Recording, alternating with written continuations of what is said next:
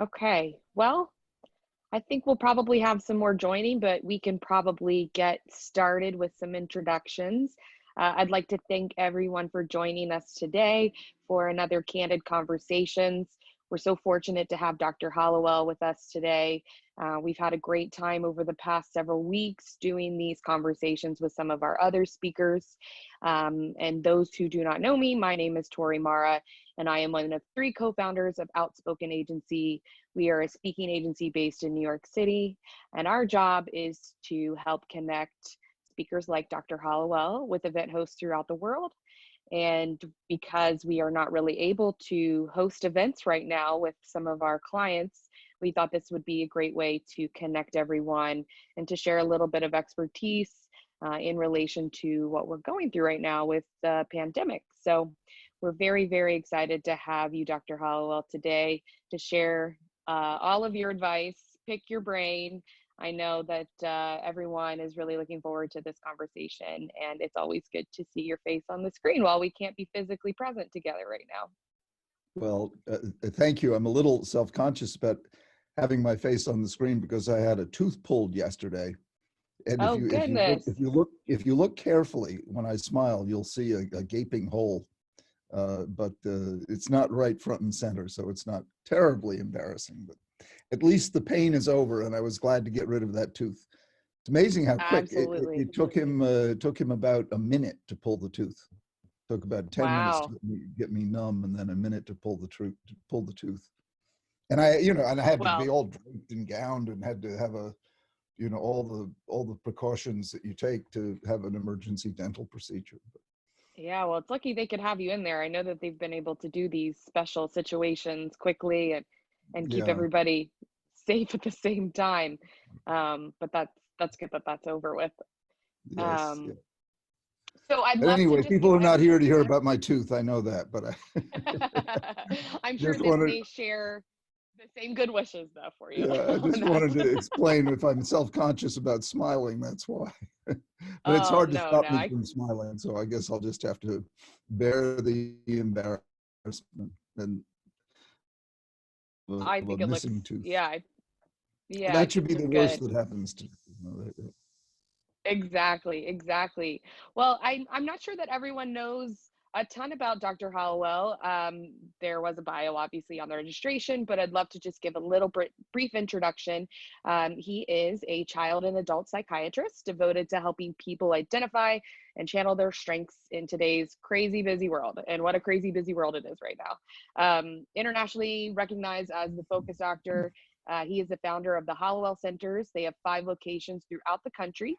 And in addition to being one of the leading ADHD experts, he will be sharing his expertise and guidance that can help us diminish or eliminate many of these stressors we're facing today, especially in these times related to focus, distraction, and worry. And I know we're all really looking forward to covering topics related to all of those things, especially worry right now. So I'd love to hear a little bit more about how life has changed for you under the pandemic and how you're dealing with this with your patients right now. Well, what we're doing right this very minute is how my practice has changed. I see people now via Zoom or some other virtual platform, um, and it's altogether different. Thank goodness for Zoom, but at the same time, it's not the same as in person. In person, you get a deeper connection, and on Zoom, you certainly do get a connection, and we're taking advantage of it right now, but it's ultimately not ideal. On the other hand, I think practices will change even when this pandemic is over, in that I think more of us will be offering telehealth, because if someone lives, in Maine and I'm down here in Massachusetts, or if someone lives in Los Angeles, it's tough Right. to come in person. The people from Maine do, but I think a lot of them would rather have the convenience of the Zoom option. And so I do think telepsychiatry. Now you can't do teledental work or teleappendectomy or telehip replacement. So but the kind of work I do, you can do it tele. It's not quite as good as in person, but it certainly beats nothing at all. Yeah, a bit of a connection regardless is probably still very helpful for your patients. Absolutely. So I'm sure they can appreciate that. That's great. Well, I know that a lot of us, especially right now, are very worried and concerned with what's going on, what this might mean, not only in the immediate future, but long term, how things will change for us, both personally and professionally. And I know you talk a lot about the two types of worry. So I'd love for us to just briefly get into that so that we can help identify those for people and then learn a little bit more about that.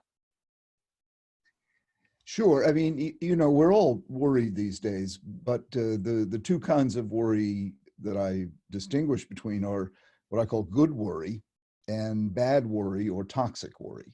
Now, good worry we need, and right now we need it for sure. If you don't worry at all, we have a word for that. It's called denial.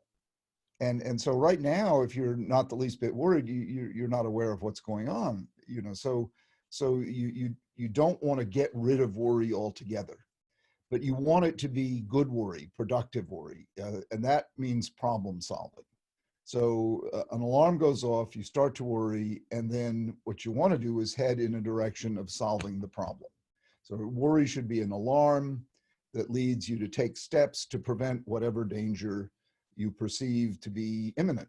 Uh, and that is, you know, one of what separates humans from the rest. I mean, animals can react, but I don't think they sit there worrying, making plans for, you know, the future the way we do. And we are able to because we have this extraordinary faculty called the imagination. But when the imagination plays tricks, which the imagination is prone to do, you can then go from a state of productive, constructive, good worry, problem solving, doing what humans are uniquely equipped to do, to a state that I call toxic worry. And in toxic worry, you do the opposite of problem solving. You do problem enlargement. You do problem magnification.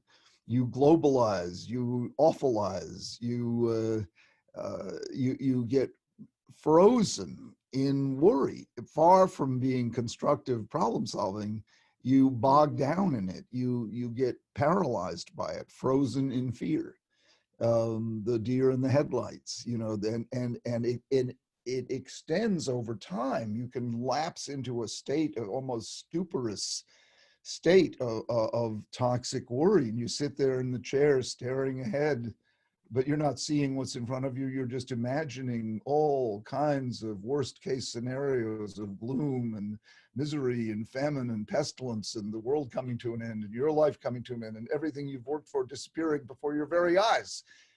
In a matter of seconds, you can do that. You can conjure up absolute Armageddon, and this is also courtesy of your imagination. So the trick is to keep yourself in good worry, in productive worry, in problem solving, and to steer clear of that horrible swamp of toxic worry, that radioactive zone where nothing good happens. And are there specific steps to get out of the toxic worry? Well, number one, above all, and it's sort of my first rule, and those of you who've heard me before have heard me say this many times, connect. Never worry alone. Never worry. My old teacher, Tom Guttal, used to say that to us. He said, it's fine to worry, just never worry alone. Almost always toxic worry occurs when you're alone, in isolation. You know, so when you feel worry coming on and when it's leading you in a bad direction, speak to somebody. You know, get out of yourself, get out of your head, because your head becomes quicksand when you're in toxic worry. Get out of your head, call someone, and it doesn't have to be a person. It can be a dog. I mean, dogs are my favorite creatures in the world, and everyone, please get a dog. If you have to have a cat, okay, but I just wish An every single animal. one of you, well, a dog, get a dog, you know, and I guess some other animal, but a cat is number two usually. But I don't think a fish will do it, but True. although people, aquariums, you can sit and stare at aquariums and feel pretty good. So maybe an aquarium, but get a dog. And it doesn't have to be a dog. It can be God, or some spiritual dimension that you can connect with. There are many ways of connecting to the spiritual world in whatever way you might have. Just try to cultivate one, and my definition of a spiritual connection is it's the connection you make to whatever it is that's beyond knowledge, whatever it is that can only be questioned, not proved. So what's the meaning of life? What happens after we die? What happened before we die? What does tomorrow hold, for that matter? The connection to what is beyond knowledge is a vast territory, and a lot of people ignore it because the questions are not answerable definitively, but they are answerable intuitively. And so you come up with hunches, and you come up with intimations, and that's what some people call faith, and that's Mhm. what that's when some people say the Holy Spirit can reach you. But that, again, those terms connote stuff that puts a lot of people off, and I don't mean to do that in the least. I just mean to recommend the connection to that realm that lies beyond knowledge, and see what you find there. I mean, and you visit it simply by contemplating those questions and see what comes to mind. But never worry. So the first step is never worry alone. And obviously the most common way of doing that is with another person. Now, these days, that's why I don't like the term social distancing. We are physically distant, so we can't connect in person, but we can be socially close. So I much prefer the term physical distancing to social distancing, because the last thing Right. we want to do is social distancing. What we're doing right now, we're socially connecting. We're the best we can, and this is critical. It's a vital force in life. I call it the other vitamin C, vitamin connect, and that vitamin C is probably more important than ascorbic acid, because if you don't get enough vitamin connect, you do get sick, you get depressed, your immune system suffers. Not what we want these days. Studies show that social isolation is as dangerous for your health as cigarette smoking. So Wow. it's important now to maintain your connections, maintain contact. You can only do it in person with maybe nobody, or maybe the one person you're living with, or if you have children, several people. And when you do go to the store, you wear a mask, but even going to the store, you'll encounter people, you'll see people, which is good for you. We need to see people. I don't know what it is, but there is something that happens in the human presence that we need. So if you can, if your area allows it, put on your gloves and your mask and whatever draperies you need, and allow yourself to go shopping, for the necessities of life. And in so doing, you'll get to behold, if not interact with other people. But the most important thing is for you to maintain connection with others at home, with whoever you're living with, and then with relatives, with friends, with businesses, acquaintances, with customers, with clients, with people you haven't talked to in years. Now is a great time to call that classmate that you haven't talked to in years, or make up with that relative you've had a smoldering feud with, and take the time to reach out to him or her, or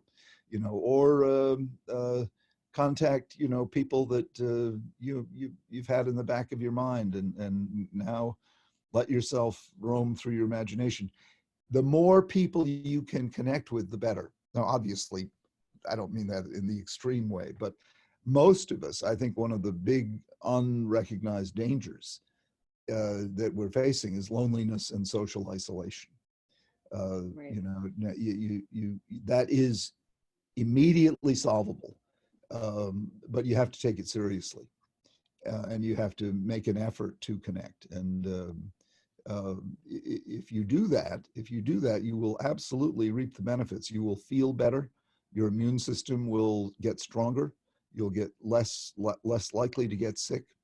And if you do get sick, better able to combat the sickness. So never worry alone is absolutely step number one. The most important element in any life is the quality of connection. The quality of your relationships is what tells the tale. Whether you're going to live a long time, whether you're going to die happy or sad, whether you're going to be healthy or sick, It comes back to the quality of your close connections. Um, the sad part is people don't take it seriously enough. So now's a good time to redouble your efforts and strengthen those connections. You know, if you gag over saying I love you, then say you know, go Patriots or something. That for some men, that's their way of saying I love you. You know, so you don't have to get, you know, intimate in a way that makes you uncomfortable. Just connect around, you know, anything. Just your presence, you know, over the other end of the Zoom camera can bring a smile to people's faces. That's Absolutely. that's step one. And then step two in my three-step method of toxic worry control is get the facts. Almost always, toxic worry is rooted in wrong information, lack of information, or both. And this pandemic is a perfect example of that. Just so much wrong information fluttering around, and how do you tell the right from the wrong, and so on and so forth. But try to get facts and separate the facts from the wrong stuff. And then step three is make a plan. And you see whether the plan works or not doesn't matter, because no plan works all the time. See, life is all about revising plans. But when Right. you have a plan, the two key variables that create toxic worry are addressed. Number one, vulnerability. When you have a plan, you feel less vulnerable. And number two, lack of control. And when you have a plan, you feel more in control. So reducing toxic worry is all about reducing your feelings of vulnerability and increasing your feelings of control. And anything you can do to do that will neutralize the toxic worry. And a plan is a perfect example of something that can do that. So 3 steps: never worry alone, get the facts, make a plan. And that will take you out of the miasma of toxic worry and into the clear day of problem solving and healthy worry. That's so helpful. I know for some I've talked to, friends or family, it's been hard for them to get over the hump of the worry to the putting into action. But Right. if you think about the steps, you know that there's a way to work through it, and recognize the fact that it's not always going to succeed. There isn't always that perfect goalpost that you're going to necessarily get to, but it'll help you kind of get along the way, right? Exactly. I love this question. Everyone that's watching, we have a Q&A box or the chat box, and you're welcome to submit some questions for Dr. Hallowell. We'll try to get to as many as we can, but we do have one that's along the lines of the conversation involving worry. I'd love to take that one now from Evan. He's asking, what should we as educators be telling students and families that are so worried that they have lost a school year? You mean what to tell them about what's going to happen after the school How year? does that affect their children as parents? You know, they've lost some of their normalcy with their education programming. What do they say as teachers to ensure them that their children as their students are going to get a quality education or be able to succeed in the years to come? Well, I would say don't worry about these 3 months that you're going to lose, 3 or 4 months, however many months. That's low down on the list of things to worry about. Worry about your health and your family stability and getting along during quarantine, which is not always easy. Families get into fights and quarrels and squabbles. Um, and whether you're getting A's or, you know, C's or whatever, I don't think that really matters. There's no chunk of education that can't be made up, unless you're talking about 12 years of it. But certainly 3 or 4 months can be made up and is not going to diminish the quality of your education. Now, a teacher uh, probably doesn't want to say, "Oh, blow it off. Education doesn't matter." No, education matters a lot. In fact, I've invested most of my money in my children's education. So I put my money where my mouth is, and you know, really believe in education. But you don't want to have people fretting, worrying over something they can't control. They can't control that school's not accessible. They can't control that distance learning is way more difficult than classroom learning. They can't control that it's a whole new system. Their own teachers are probably not really comfortable with because it's new. And so that means that standards have got to change. You're not going to do as well, and that's just fine.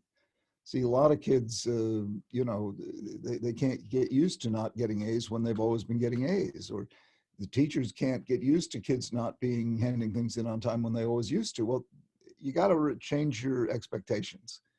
And I really think it's more a time where you want to get enough done, but don't worry about top quality and perfection, because that's just introducing a force that will only be diminishing of people's health and self-esteem and motivation. Accept the fact that it's just going to be a lot more difficult now, and we're not going to get to everything. We're not going to get to imaginary numbers or something, or we're not going to get to the second play of Shakespeare that we were going to read. We're going to have to make do with one play of Shakespeare, or we're not going to get to organic chemistry. We'll have to make do with inorganic, or whatever the subject might happen to be. What we want to do is come out of this emotionally and physically intact, if not robust. And it is a collective traumatic experience. We are, as a country, going through a trauma together. And together is the key word, because together reduces the intensity of the previous word, namely trauma. So you really, it's become a cliche, we're all in this together, but that word together is anything but a cliche in terms of importance. It is of primary importance. Absolute primary importance is together. Even though we can't be physically together, only a couple of us can do that usually in a person's life these days. But we can be emotionally together. We can be rooting for one another. We can be supporting one another in whatever ways we can, financially, housing, whatever way that you are offering support. But the most important is simply to create an emotional force field all over the country of shared concern, of rooting for one another. I'm in your corner. This is not the time to be competitive. This is not the time to be a hoarder. This is not the time to be every man for himself, every woman for herself. This is the time to be collaborators. We need each other. It would be fine if every man or woman for himself worked. It's the recipe for destruction. What we need to do is open up to the fact that we really do need each other, and then discover forums. And I was just on the phone before I came on this with my friend John Walkup, who's a wonderful child psychiatrist out in Chicago at Northwestern, and he and his lady friend are going to have Zoom cocktails with me and my wife on Sunday evening. And wonderful. I said, I'll bring the guacamole, and so There you go. we'll have virtual guacamole, and ours will be real and his will be imagined or seen. But that kind of thing, I think people are doing that all over the place. Zoom cocktails and Zoom pizza parties and, what have you. But it's so important now to discover the pleasures of togetherness that for a lot of people, they were just too busy to partake of. Absolutely. I find in my life, I'm on more calls and Zooms and texts now than I've ever been in my life, seeing more people than ever, which I don't think is a bad thing for sure. I hope that in some ways we'll keep this up, living farther away from family, but maybe we'll create some new positive habits out of this and helping each other out. One thing to watch out for, my son taught me about this. My son works for a PR agency called Ink House in New York City, and his client is a competitor of Zoom. They're trying to develop a platform, and one of the issues that Zoom has, I'd never heard this term, but I know it's real because I've suffered from it, is Zoom fatigue. When you're on Zoom, you are likely to get more tired than if you're face to face. And my son Tucker told me it's because we feel very closely watched when we're on screen. So there's a kind of natural heightening of self-consciousness.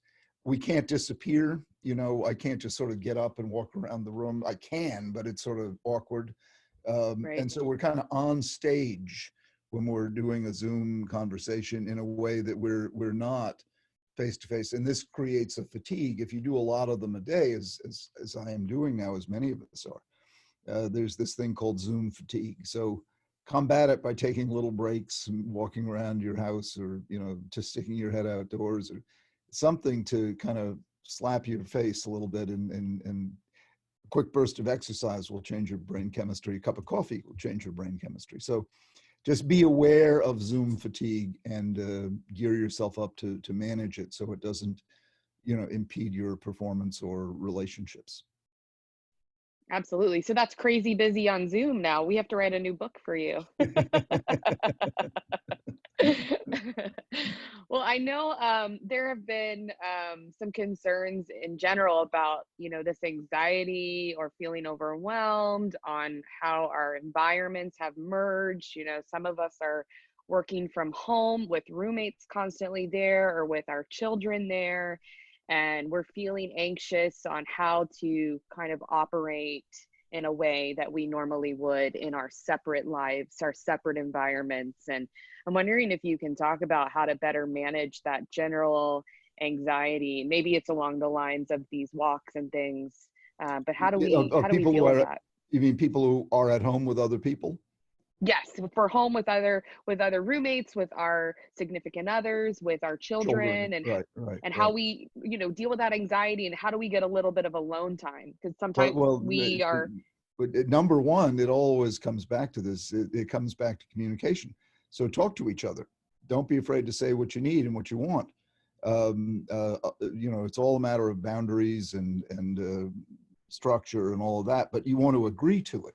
So if you expect to be able to go into the bathroom and close the door, the other person isn't knocking on the door wanting to come in. Or, if you expect to go into the den and turn on whatever TV show you want, the other person isn't coming in and expecting to get their TV show. So, so agree upon some rules, agree upon some boundaries, agree upon some expectations. Who decides what's on TV? Who decides what's for dinner? Who decides whether we can embrace or not? Who decides? Because you don't. All these things matter. Who decides whose room is whose? And if you have more people than two, even, the disagreements will rise up inevitably. So have a conversation, make it explicit, state what you want. So many bad things happen because people won't state what they want, and then when they don't get it, they feel angry. But they Right. never stated what they wanted, and you can be so modest and self-effacing that you don't state what you want. But if you don't state what you want, then you're relying on chance as to whether or not you'll get it. So try to give people permission. What do they want? What space do they want? What food do they want? What entertainment do they want? What rules do they want? What structure do they want? Because all of that's in your power. If you're living together in a house, you have that power, which is great, but you just have to agree on it. And then be prepared for disagreements. Be prepared to make a sacrifice. Be prepared that you can't have total control of the TV. You can't have total control of the menu. You can't have total control of the bathroom when you want to take a shower. You can't have total control of noise in the house. So you can't necessarily determine how you're going to wake up or when you're going to wake up. All of those things come into play when you have a house full of people. And if you don't want to have big fights about it, talk about it in advance. Preventative maintenance, peremptory, talk about it in advance, and then you can agree or agree to disagree, and you'll stand the best chance of getting as much of what you want as is collectively possible. Same strategy with our bosses. If we have someone, kind of dictating our days normally, but we're living in a different type of structure. We have interruptions that we can't really control because of those other people. Do we? Is it just basic communication, or is there a little bit more of a strategy involved with that? No, communication, and hopefully you have a boss who allows that. The day of the dictator boss is pretty much over. And if you happen to have such a boss, get out of that job as fast as you can. Obviously, you don't want to leave a job right now, but Yeah. but try to dialogue with your boss, because your goal is the same. People have to understand this. The goal of a supervisor, boss, whatever, and a worker is the same, namely to get as much out of your brain as possible for the advancement of the company, the mission, the bottom line, whatever. You both want that. You, the worker, you, the employer, want to get the most out of that person's brain as you can. Well, one of the key variables to a brain being able to deliver at its best is emotion. Emotion is really the on-off switch for peak performance. And if you're in a negative emotional state, you are simply not going to be able to deliver at your best. So it's in your boss's best interest, as well as yours, to get your emotional state into as harmonious a place as possible, so that you can improve the bottom line, so that you can deliver peak performance, not to coddle you, quite the opposite. The way to get the most out of someone is not to lash them with a whip like you're in a galley rowing. It's to get them in a frame of mind where they want to pull on those oars as hard as possible. And the best way to do that is not with a whip. And particularly, it makes for more longevity of the employee. So it is in everyone's best interest to communicate as to under what conditions will I do my best, and then, as much as is possible, create those conditions. Sound advice. You've written some amazing books about distraction, of course. And one of your books in particular is called Driven to Distraction at Work. And so we're driven to distraction at work while at home when we're talking about these distractions. How do we move beyond that communication situation with who we're at home with or our bosses? And how do we recognize what we are being distracted by at home, and how do we stay focused while working remotely? And also, on top of that, maybe what are specific strategies specifically for children, whether you're an educator trying to work with children, so it's a different scenario of boss to worker, and then if you're a parent with a child who is distracted at home while trying to do their schoolwork, are there the same strategies, or what are the differences in strategies based on age? Structure is the strategy to control distractions. So structure at any age. And novelty is the strategy to reduce boredom. So, too much structure, you get bored. Too much novelty, you get confused. So if you're at home and a parent and chaos is reigning, impose structure. Everybody go to their corner, everybody go to a chair, everybody sit down on the floor. Now we're going to have a snack, we're going to read a book, you impose structure. And then day to day, you start the day off or you end the day up with a meeting. What's our plan for today? Don't just run off into the day like willy-nilly.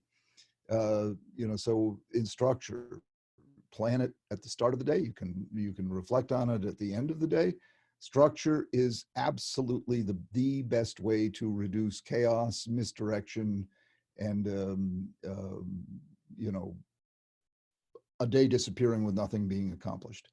Now, if all you have is structure, that gets boring. Well, boring, particularly people with ADD, but people in general, boredom is kryptonite. We repel from boredom, and that's when we get into trouble. That's when we pick a fight. That's when we break a window. That's when we, pick the cat up by its tail. We are looking for stimulation, and often our search for stimulation leads us to do obnoxious, if not downright dangerous things. And so if you're the person in charge, supervisor, parent, older brother, what have you, introduce novelty, introduce something. You want to go shoot some hoops, or do you want to have a game of chess, or do you want to bake a cake, whatever it might be. Propose some kind of creative project that has some novelty, because then the novelty is the antidote to boredom. So those two concepts, use those. And that's what, by the way, that's what great teachers do. They're always introducing structure or introducing novelty, depending upon what the tenor of the room is. And when you get that perfect balance, that sustains focus over time. Too much structure, you get bored. Too much novelty, you get confused. What the great teacher does is balance those two. And then when you do that properly, you get engagement and focus. And when you get engagement and focus, you get progress and peak performance, which is in and of itself motivating.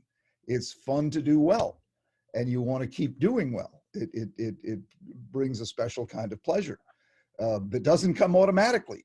Life Right. automatically is chaos. Life automatically is entropy. So you have to impose deliberately these forces that I'm talking about. And is that the same for children with ADHD, or Absolutely, are there? absolutely, absolutely. It's just they need more structure. They usually offer more pushback. So you, it's more laborious. But on the other hand, they're better at play than your average grown up. Their imagination is less inhibited than your average grown up. So in that sense, they're easier to engage. Grown-ups tend to be jaded, cynical, been there, done that, don't bore me with that, just let me go to sleep, that kind of thing. So kids are not usually like that. Kids are ready to play at the drop of a hat. By the way, my definition of play is not just what you do at recess. My definition of play is any activity in which your imagination lights up. So you can play solving a geometry problem. You can play writing. In fact, all my books I've written at play, because my imagination is engaged. And I think a play is the highest activity of the human mind. So whatever you're doing, whoever you're with, try to instigate play. The most enjoyable conversations are playful. And by that, I don't mean what most people mean by playful. I mean imaginatively driven by curiosity, driven by spontaneous questions, driven by spontaneous sharing of ideas. That's play. And that's when we tend to have our most fun, and we tend to be most productive, and also most innovative, most original, most, not humdrum. Yeah, yeah. I have a question here from Debbie that was pre-submitted, and she asked, how would she pull herself away from procrastination during this time? It's always been a big issue for her. Now it's worse at home without structure. So maybe this is beyond, us, any of those watching as parents. Maybe it's someone who lives alone or is single and doesn't really have these necessarily required stressors or responsibilities of taking care of someone else to ensure they're staying on task, but we're just responsible solely for ourselves. How do we motivate ourselves, I guess, to create that structure or to not procrastinate so much? Well, there are a lot of tricks around procrastination that are pretty obvious. You set reminders, bells, whistles, lists, so on and so forth. And as far as motivation, procrastination usually produces its own punishment. Namely, you pay a fine, or you get a bad grade, or you have more work to do and less time to do it. So the act of procrastinating, by creating its own punishment, one hopes would motivate you to overcome the problem. I'll tell you how I overcame the problem. I just beat into my head three simple words: do it now. And I really, I live by that now. If I can possibly do it now, I will. I mean, my wife says, I can't believe you're getting up to make that phone call. I say, if I don't do it now, I'm not going to do it, or it's going to get put off. And so, if it's some task I don't like, yesterday I called Medicare about some issue, and I said, if I don't do it now, I'm not going to do it. And so, I know that, and I don't want to get to the place where it's weighing on me, because then it's leaching my system of positive juices. Oh, I've got to make that call to Medicare, or I've got to make that call, and I know what's going to happen, and I'm going to be put in a decision tree, and I'm going to hate it, and I'm going to want to yell at the person and tell them they've got a terrible job, and I don't want to do that, because that's the worst in me coming out. And I go through the whole rigmarole, and it comes back to do it now, do it now, do it now, and just drum that into yourself. Do it now. Do you really want to put it off? What's the fun of putting it off? All it does is create this big reservoir of guilt and dread. And then, like I said, you put it off long enough, it produces its own punishment. And the punishments can be pretty severe depending upon what you're putting off. So, do it now. That's great advice. Um, let's see if we have another question along those lines.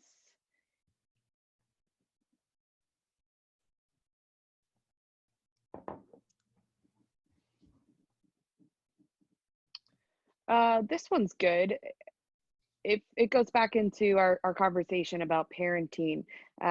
This is from an anonymous submission. Someone has a 5-year-old child on the spectrum who doesn't understand that mommy needs to work.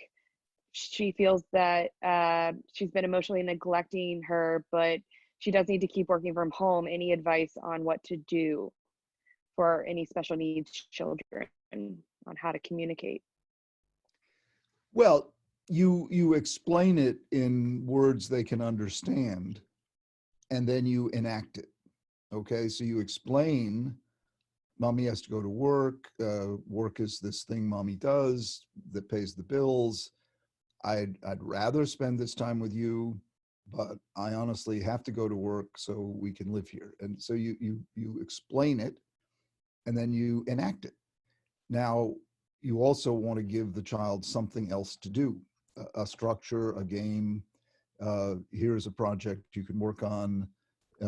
If you want to come interrupt me every now and then, you may, but it can't be too often. You lay out the rules, you create the structure, you create whatever they can get engaged in. And you don't want to use the video or the TV as the babysitter. But if you have to, you have to. And believe me, a few hours of TV is not going to kill anybody.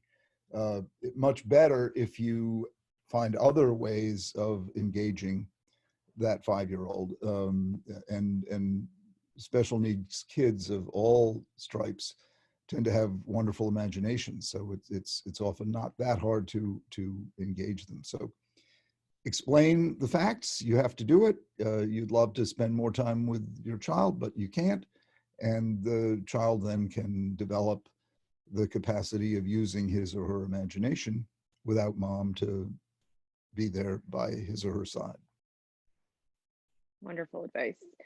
Um, I'd love to just touch on ADHD a little bit more, given that is your expertise. Do you feel like we are all experiencing a little bit of ADHD right now, regardless of if we've been diagnosed or not? And anything specific that is your normal advice for ADHD patients, how we can do to manage this, whether it's temporary or um, it lasts residually for years to come? Oh, absolutely. We're living in an ADD-ogenic world, and a world full of high stimulation, multiple inputs, myriad distractions, and pretty much everyone is contending with how to organize that, how not to suffer the downside of ADHD. There's an upside to ADHD too, that most people who have it are highly imaginative, creative, outside the box, entrepreneurial, big-hearted, zest for life. So this is the positives, but the negatives are indeed can be very severe, and it can be a terrible pain in the butt to have this condition. I have both ADHD and dyslexia myself, and I wouldn't trade either one for the world, but that's because I've unwrapped the gift, as I like to say. If you don't unwrap the gift is anything but a gift. It's a terrible curse. But yeah, I think most people feel as if they have it, and these days particularly, and the solution is structure. It is structure. You've got to create structures, boundaries, timetables, rules, procedures, rituals, dinner time. Use your knife and fork. Put the napkin in your lap. I mean, these things, combat entropy. They combat chaos, and so have structure. When you get up in the morning, I mean, my wife and I get up around 6 o'clock, and we get coffee, and we turn on our favorite morning show and enjoy each other's company before we go off to our respective places. And that little bit of structure is wonderful. Mhm. So create your own structures, and the beauty is you're at home. You can create whatever structures you want. Yes, you do still have to answer to people if you're working, as many of us are, thank goodness. Unfortunately, not all of us, and that's another problem in its own right. But create a structure that will, as structure rises, chaos diminishes. You don't want chaos. Believe me. Some people say, "Oh, I like chaos." No, you don't like chaos. What you like is bringing order out of chaos, and that's art. That's creation. And we with ADD tend to be very creative. So we do like that. baking a cake is bringing order out of chaos, so, Yeah. and so, so try to do that. Try to fall in love with structure. So you can then, and people say, oh, I'm too imaginative for structure. And my answer to that is look at Shakespeare and look at Mozart. Both wrote within very tight forms, very tight, restrictive structure. And within that structure, each of them created infinite variety, the like of which the world has never seen. So structure potentiates creativity. Structure potentiates variety. Without structure, you just have chaos. So we create this structure for ourselves as adults, and obviously it's easier for us to wrap our heads around. But I would imagine for children, it's a little bit tougher, and I would imagine that perhaps children, whether we're our relationship with them is a teacher to student relationship or parent to child relationship, they're having a hard time maybe. Um, Expressing their emotions verbally. And I know that there have been a few questions submitted specifically involving children that have ADHD, um, and issues that we're going to likely see over the next few months with that.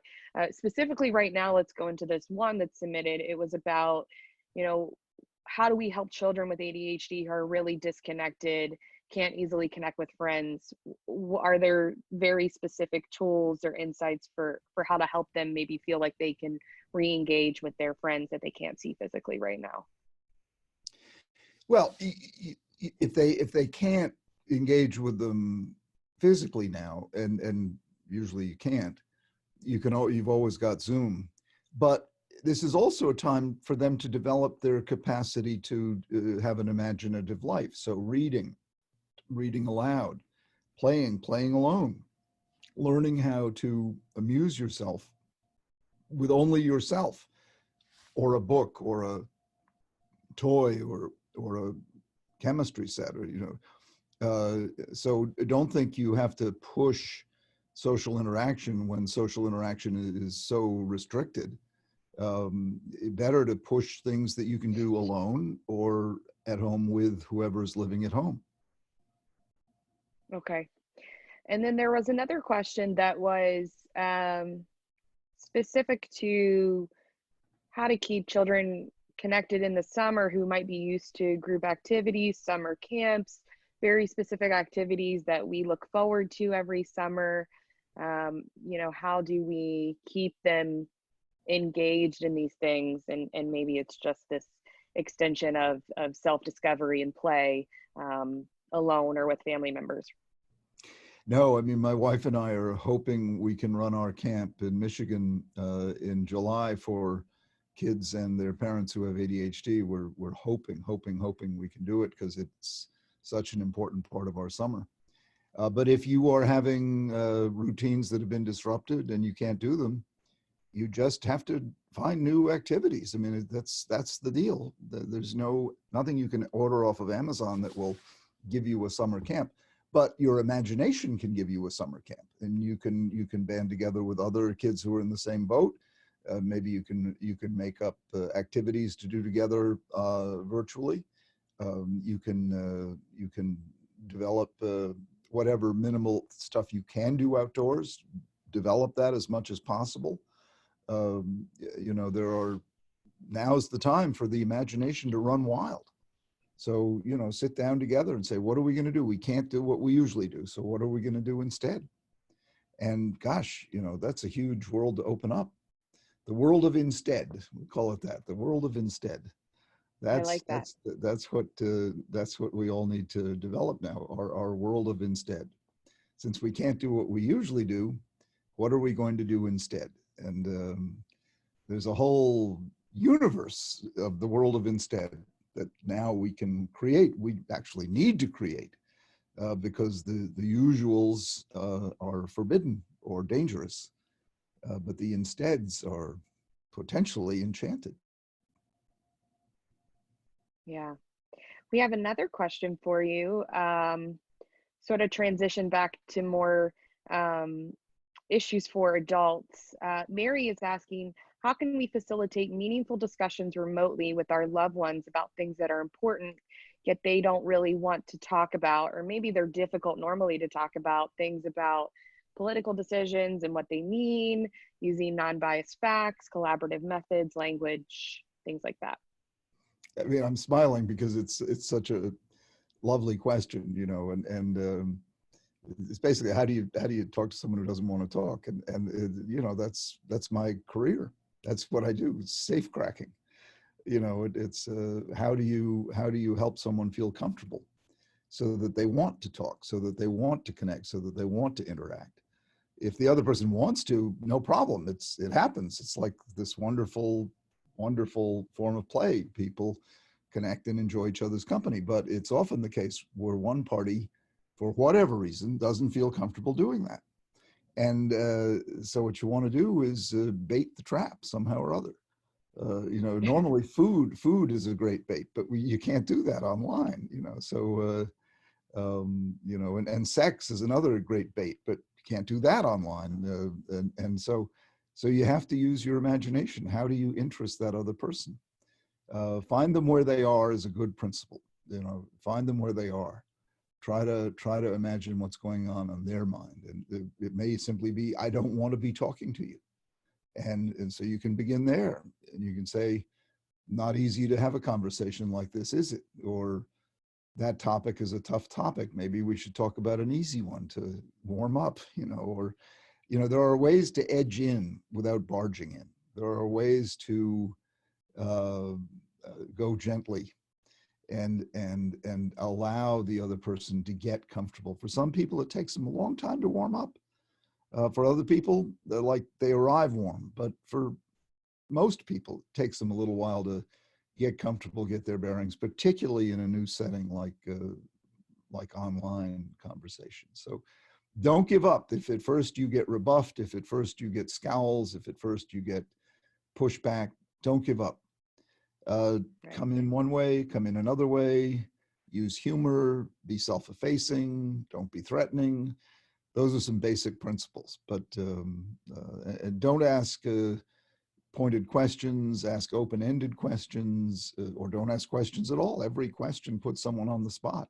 You can just make statements like, life is tough these days, or I was disappointed this morning because my newspaper didn't get developed. You can just make statements that invite a response, but don't require a response. A question requires a response. And so if you're not getting anywhere with questions, just make statements. And if you're not getting anywhere with statements, try silence. Silence can lead another person to jump in. You may have to Let wait. them come to you. Yeah. We're gonna obviously have Tori, I've got to get off this call now. I've got another obligation coming at me. Sure. Yeah. Can we wrap it up? I've enjoyed conversing with you. I hope the listeners have enjoyed it. If they want to reach me, just email me, drhallowell@gmail.com, or come to my podcast. You'd go to iTunes. The podcast is called Distraction. Yep, absolutely. What we will do is, this has been recorded and it will be posted online so that anyone can share.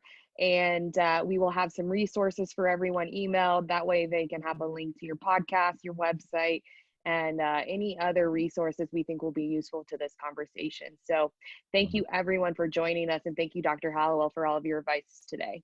Thank you. It was my pleasure. Take care, you guys. Absolutely. We'll be back next week, everyone. Thanks so much for today.